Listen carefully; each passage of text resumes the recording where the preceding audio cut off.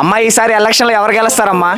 ఈసారి ఎలక్షన్లో ఎవరు గెలుస్తారు? కారే గెలుస్తుంది నాయన. ఎందుకు గెలుస్తుంది? ఎందుకు గెలుతుందా? ముసలోళ్ళకు 2500 ఇస్తాన్నది, పింఛన్ ఇచ్చిన వాళ్ళకు 4000 ఇస్తాన్నారు, అది లేదు. మళ్ళీ పిల్లలకు మనిషికి వేస్తానన్నాడు.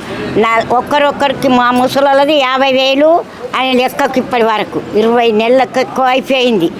మళ్ళా తర్వాత మీకు ఏ ఇబ్బందులు లేకుండా చూస్తా అన్నాడు. ఆ ఇబ్బందులు కూడా మాకు మస్తు ఇబ్బందులు బిడ్డ. ఇంట్లో ఉన్న కాడికి ఆయన కేసీఆర్ ఉండగానే మంచిగా ఉంది. నెల జీతం నెల పింఛన్ వేసిరాగో బాగాలేని ముసలైన ఆడ వేసుకుంటే 2 నెలలకు కూడా పింఛన్ ఇవ్వకుంటే పింఛన్ ఎందుకు అంత సాటగా అండి ఎందుకు చెప్పిండ్రు?